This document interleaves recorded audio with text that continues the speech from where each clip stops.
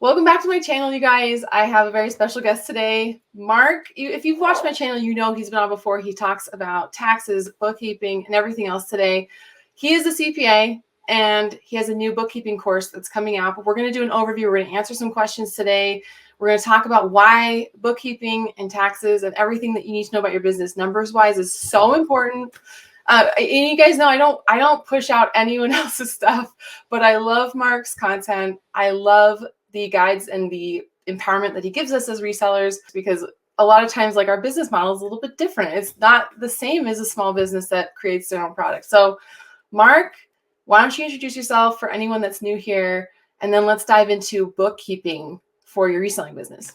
Yeah, thanks. Mark too. I'm a CPA and I specialize in helping resellers and online businesses with taxes. I mean, pretty tax heavy, and then I do some bookkeeping and consulting as well. But yeah, I'm pretty familiar now with the reselling space. You know, my clients, probably 80%, I would say, do some sort of online selling, whether it's retail arbitrage or, wholesaling or Goodwill bins. Yeah. Yeah. Poshmark, eBay, Amazon, Etsy, whatnot. It's a new one, but you are just well-versed in helping people with all those platforms, because they can be complicated and overwhelming. I know even for our CPA that we use, she's not as familiar with reselling stuff. So it can be like a journey for us both to figure out how to pull reports and what's accountable and what's not. You have a tax guide that I've talked about many times before. We loved it. We get our taxes done early every year because we feel really empowered with it. But you wanted to make a bookkeeping course separately. Can you tell us why and some of the things you go into here that are different from your tax guide? Yeah, so the tax course, Reseller Tax Academy, it does have a module in there that touches on bookkeeping and sort of gives people a feel for what it entails and why it's important. But then I also wanted to, for a long time, I've wanted to also do a follow-up bookkeeping course just to go a lot deeper and show like the nuts and bolts of how it starts.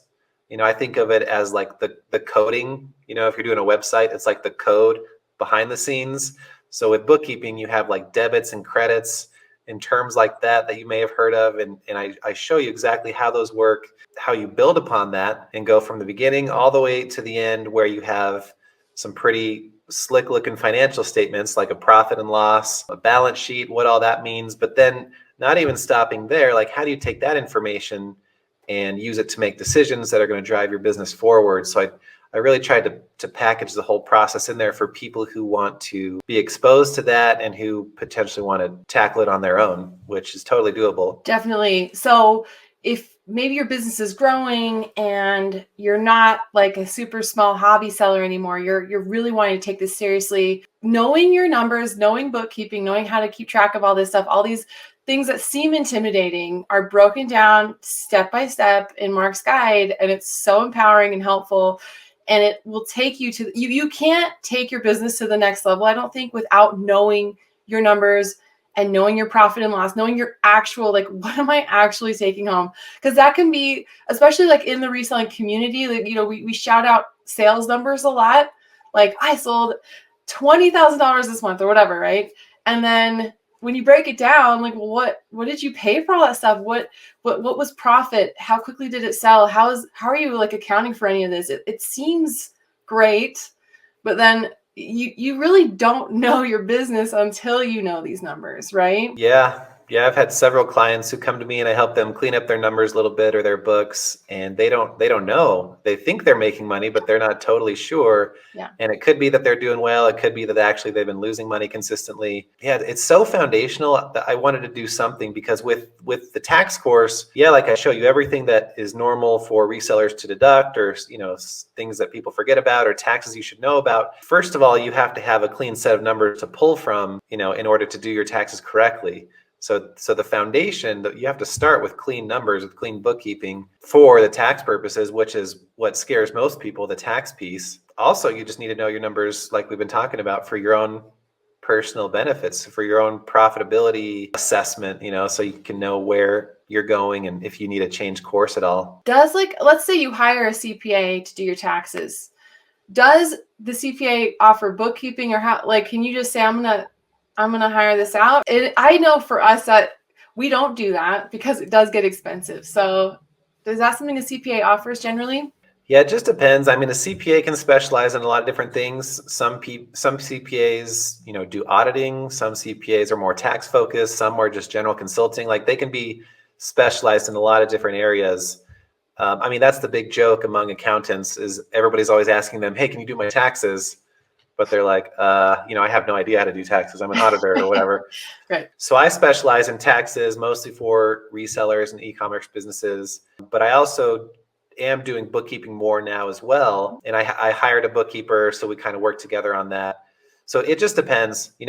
Somebody doesn't have to be a CPA to be a bookkeeper. But like you said, it's accessible. If you want to learn how, you don't have to be a CPA to do your bookkeeping. Like you can learn the simple steps you outline. This isn't that overwhelming. You really can keep track of little things every day. And then would you say by keeping track of your bookkeeping consistently, it makes your tax, like the things you do for your taxes, much simpler? Yeah, I think there's a lot of benefits to doing it yourself. Like if you don't have to, but if you are that kind of person and you want to be a little bit more hands-on, you're going to be a lot more familiar with what's going on with your business numbers, and therefore your business in general.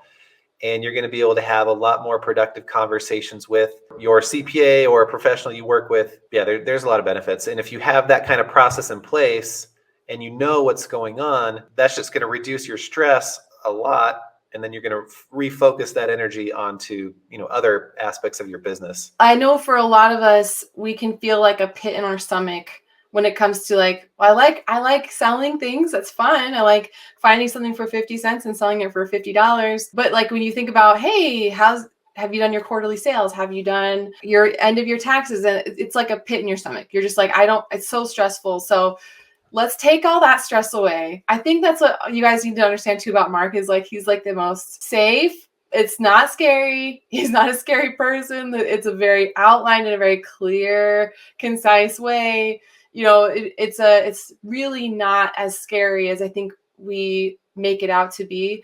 And a lot of the fear just comes from not knowing. Like the unknown is much scarier than actually knowing and realizing, oh, I could do this. This really isn't that scary and that hard. Because I think a lot of resellers feel like, well, I just need to keep a detailed spreadsheet of my own. And that's bookkeeping, but it's not.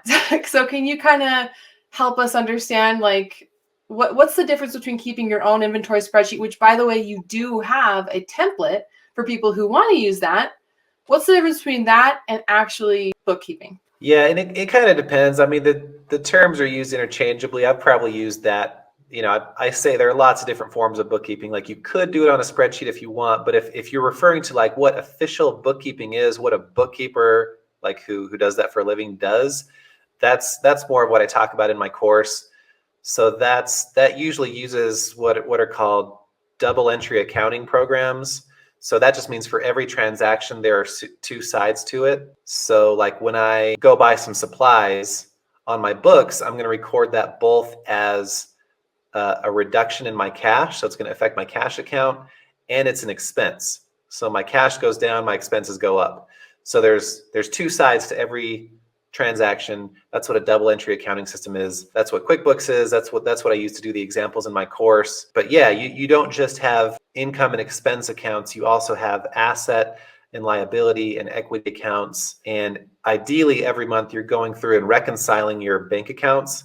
And that just means that you're going through this process where you're verifying that what's on the books equals what's in your bank. I mean, that's like my favorite part of bookkeeping is the reconciliation. And that's the part that most people, I would say, are missing. GoDaddy Bookkeeping was an awesome program. QuickBooks Self-Employed is great. It's simple, but it's not complete because it doesn't have the assets and liabilities and equity and doesn't have that reconciliation process. Really, you need to know this information. Like occasionally I will make an expense for my business that's on my personal card. It just happens. That's why, again, we talk about this in the past, have a separate business bank account. If you don't, and you haven't been keeping track of your expenses and all these things, and you're going to be going through bank transactions and crying, going, I don't remember if this was personal, business, whatever. And you won't know. So don't do that. Get a business bank account if you can. What you're saying is, if I reconcile and I make sure, oh, that was a business expense,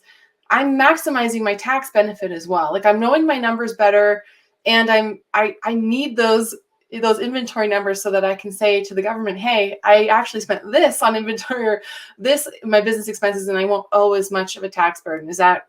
Am I saying that right? Or hopefully, Yeah, I mean, hopefully that was right.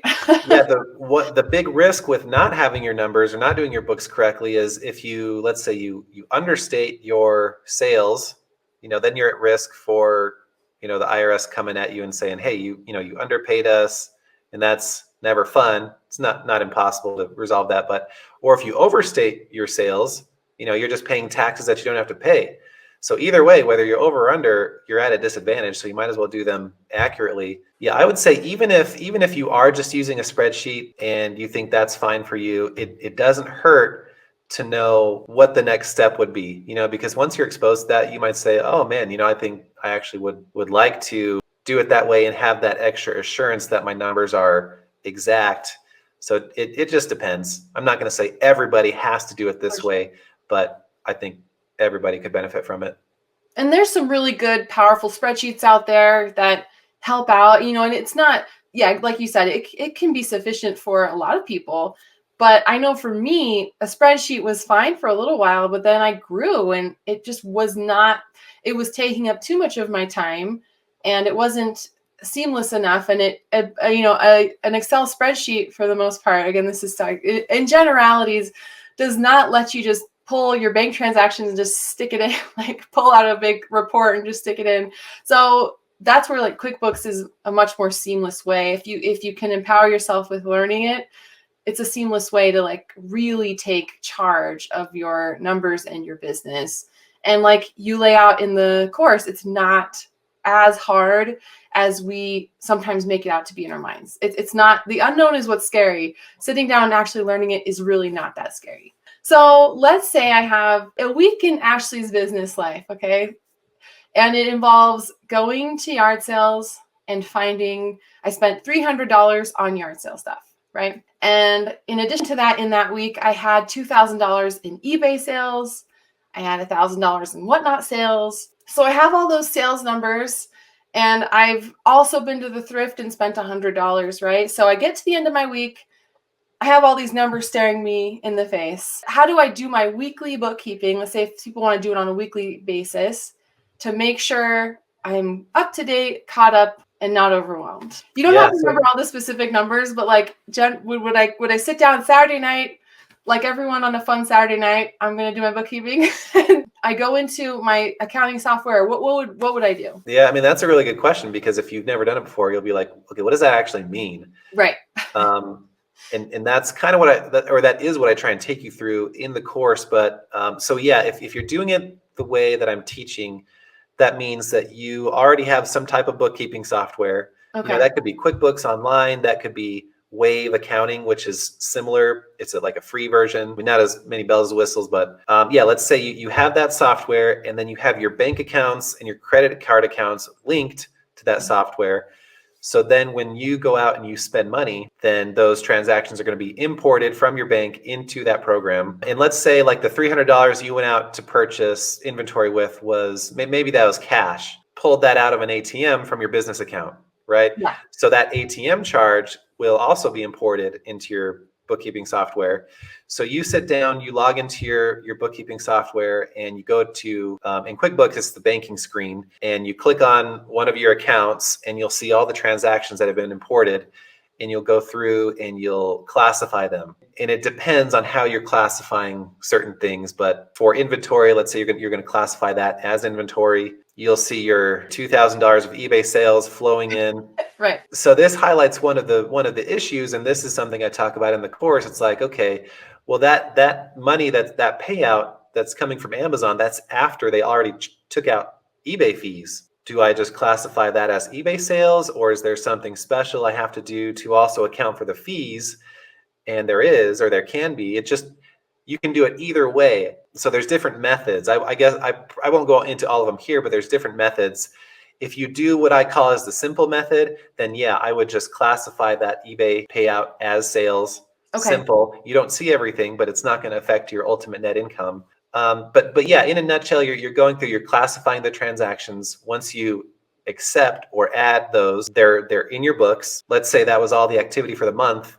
Then you can go into the reconciling screen, kind of go through the list. You look at your bank statement and you say 2,000 income, and then on your books 2,000 income. That one's checked off, and then you go through.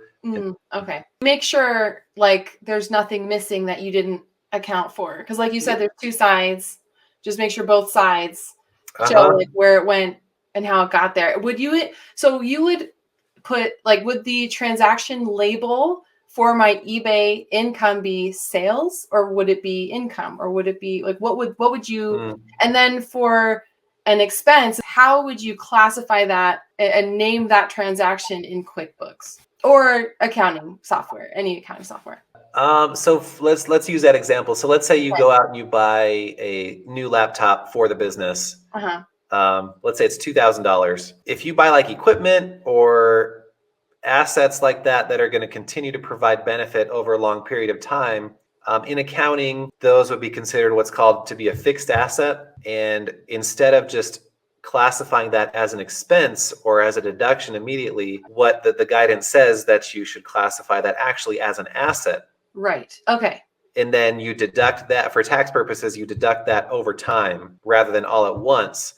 But I mean, for most of us, or at least for most small business resellers, that's not going to affect us too much, because the IRS has something called the de minimis safe harbor rule. And they say, you know what, anything less than $2,500, you don't have to worry about classifying it as an asset. You can just expense it, deduct it immediately, and don't worry about it. Typically, that's what I'll encourage people to do. If you do have, if you're buying cars or things like that in the name of the business, it's going to be a different story. And I talk more about that in the tax course. What would I label like my thrift store expense? Would I label it as inventory or just an asset, or just what is it like? Because that was something that was kind of tricky for me, was like, what do I label it as? And you can label it anything you want. You could label it unicorn, but it's got to be labeled something for bookkeeping purposes that like makes sense. So what would you suggest you label it as? Yeah, so for inventory specifically, I mean, yeah, you can call it whatever you want. But even if you call it whatever you want, it still has to be classified. Like you have to set up the account as an income account or an expense account or an asset account or liability or equity. So your inventory would either go under an asset account or an expense account. Okay. And what's going to determine that is your method of inventory accounting you're doing. So this is something that's been kind of confusing over the past few years because it keeps changing. But I talk about this a little bit on my channel, but usually when you talk about cash versus accrual, you're talking about your overall method of accounting for your business. And it just has to do with when you recognize your income and expenses. Like, do you recognize it when you actually invoice somebody or when you actually receive the cash? Us as resellers, we're always thinking about our inventory. So when I talk about inventory, I specifically say, okay, I'm talking about cash method for inventory, accrual method for inventory. And what that refers to is, do I deduct my inventory immediately when I purchase it, or do I wait until I sell it? Yeah. Okay. Right. So historically, the required way to do it has been to deduct your inventory when you sell it. Right. And that's the accrual method, That's right? The accrual method for inventory. Yeah. I like that method because it does a better job at matching the inventory deduction with the sales that it belongs to. But if you're doing that, the inventory method, the accrual method for inventory, when you go out and you buy inventory and that's imported into your bookkeeping program, you're going to classify that transaction as inventory. Okay. So throughout the month, you're buying inventory, you're just classifying all those purchases as inventory. Okay. What's not happening is there's no cost of goods sold deduction being recognized in your books. Okay. So in order to reflect that in your books, in my opinion, on a monthly basis, you should go in there and make a cost of goods sold entry. So that's like a manual entry that you have to do every month at least in total. Yeah, that's easier. I mean, that's another thing that I explain how to do in my course. So it's all this stuff that if you're just hearing me talk about here, you're like, oh man, that sounds complicated. Seeing me talk about it and go through examples through the course is what's really going to make that stuff click. Yeah. And again, like you mentioned, if you're seeing it the first time, it might still be a little bit confusing. But like I've already had people go through the course and they're like, man, when I went back a second time after having been initially exposed to it once, it really made a lot more sense. And, and they start to get the feeling like, oh, I can do this too. Definitely. So you mentioned cost of goods. does that, like, sometimes I spend 50 cents on something and sometimes I spend $20 on something. Where am I in my bookkeeping keeping track of that number? Because then otherwise I can't go back in my months of sales and say, okay, I sold 1,000 things or whatever. And I'm going to have to go back and what did I pay for that shirt again? $3. So can you kind of like, do you have any advice on how to keep track of that Yeah, consistently? so just know that inventory is a pain for everybody. Like it Yeah. doesn't matter how big the company is. Like I've worked at, huge corporations where inventory is just a pain and they don't have their ducks in a row when it comes to inventory either. Like it's just messy. So there are different ways to keep track of it. There are versions of QuickBooks Online that handle your inventory, but in my opinion, it's too tedious because they want you to go in and every time you purchase an inventory item, they want you to go in and give it all these parameters, and then when you sell it, I think it's not feasible to do. So what I recommend is finding the best way that works for you to track your inventory outside of your bookkeeping program. That a lot of times that'll be a spreadsheet. And then there are different ways to track it. So you can track it individually, individual purchases, and then you record when it sells. Yeah. And then at the end of the month, you can total up the cost of everything that's sold, or you can do it more using kind of an average costing. So you're not listing individual items. You're just listing the total quantity of items purchased, the total amount spent. So it's more dealing in totals. That can be a lot more manageable for people. Right. So I have a few bookkeeping clients, and I'm not sure exactly what system they're using to get me the number, but what you can do is if you have a way of valuing your ending inventory cost at the end of the month, use that number. Like, I don't know, maybe you go out and you actually do a physical inventory count, and you're like, looks like I have $10,000 of inventory on hand, but in QuickBooks right now it says I have 30,000. I know that's wrong because that only shows my purchases and not what I sold. So what do I need to do?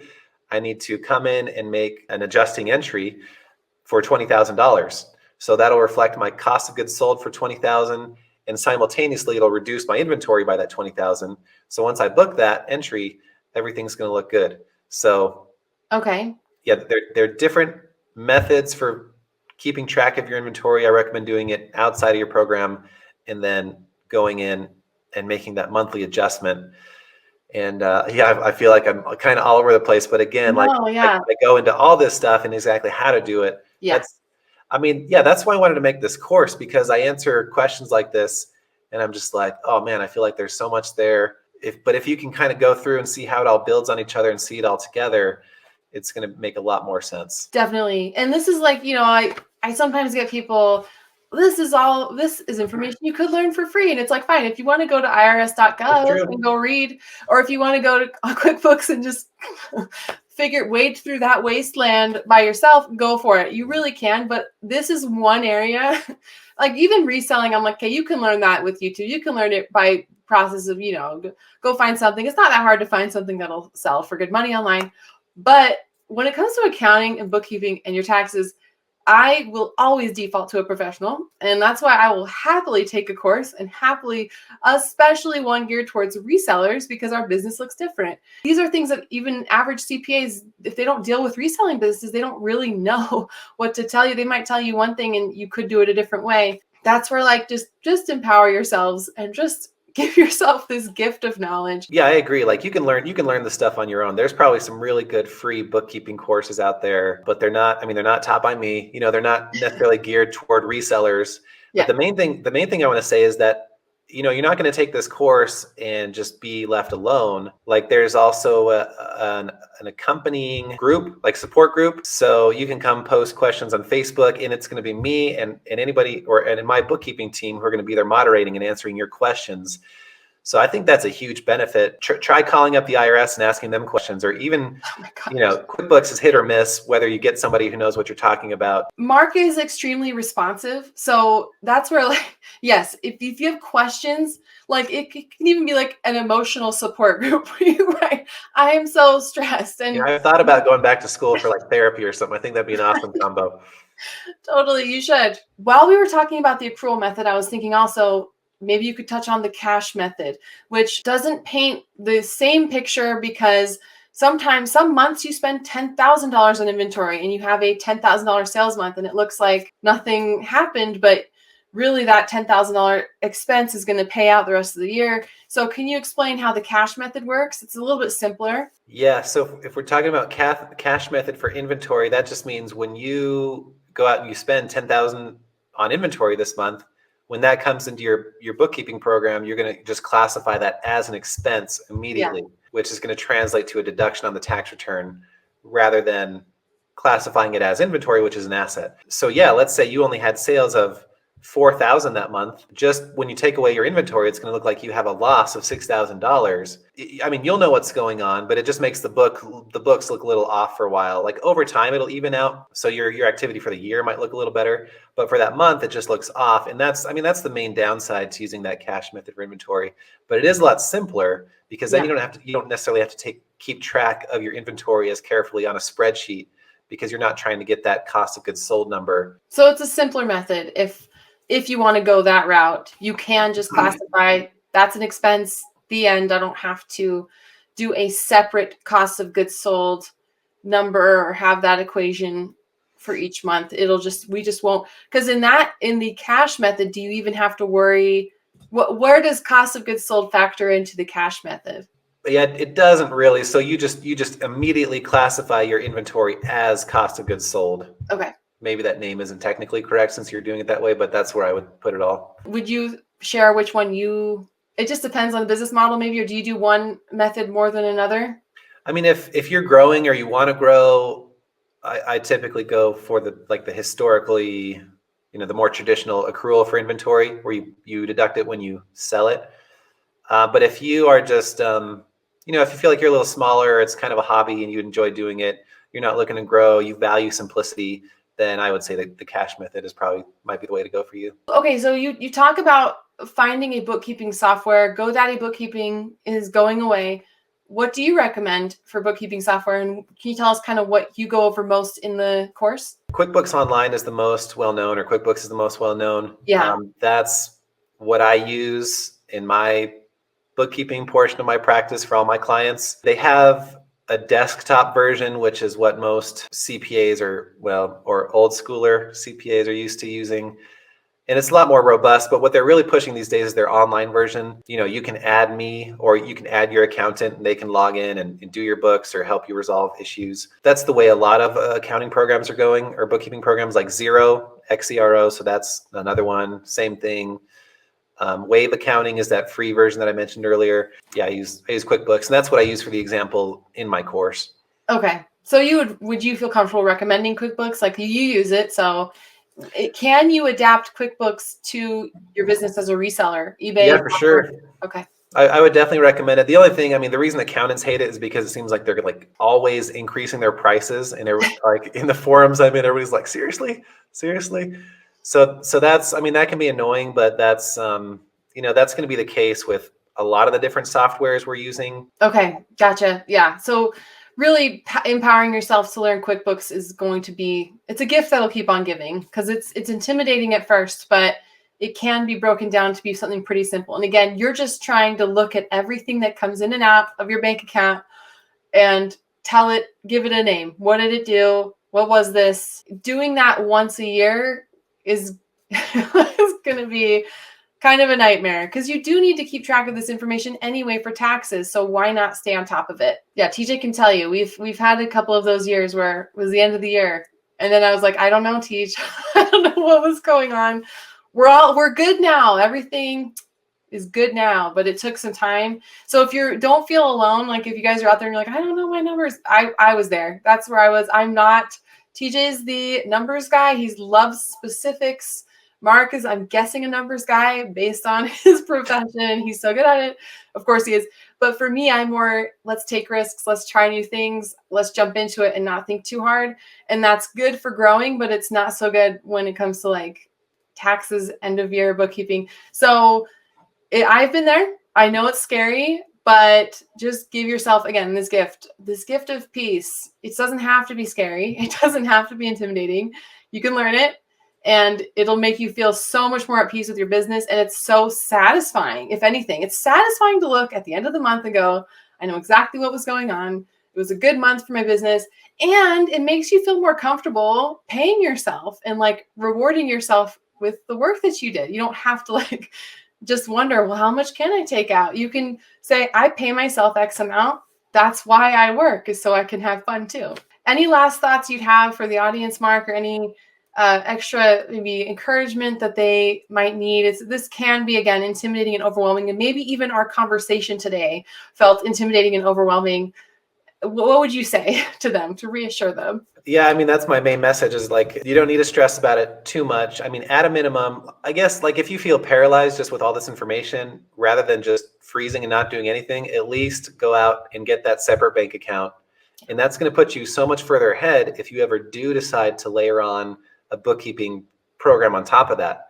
Because if I have a separate bank account, let's say I got one for the beginning of this year, but I haven't been doing any books, if I go get QuickBooks or something, I can typically link my bank account and instruct it to import my transactions going back to January 1st. And then I have all my transactions there. Everything's still clean. I can start going through and categorizing things and matching things properly. And that's where this course is going to come in handy, because you'll know what matching means and why that's so important. And you'll be like, oh, I heard something about reconciling.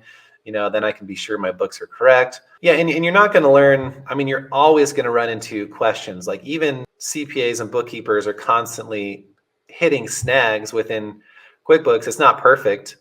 And you just have to go, try and find an answer. And that's, like we talked about, another benefit of this community I'm trying to create, or this course. Yeah. You'll have access to get your questions answered, and we won't leave you hanging. So definitely. If you have questions, there are answers. And just think how good it would feel. Like, and you could tell me, Mark, as a CPA, like if someone's been keeping track of everything in QuickBooks, how much easier is it to help them with their taxes? Like you can just probably tell them, here, download these forms and we're good to go. Right? Yeah, it's wonderful. I mean, at a certain point, there are certain things that become required on your tax return. Like if you have a separate business tax return. I actually just sent an email a couple of months ago to all my business clients. By business, I mean like S Corp or partnership clients.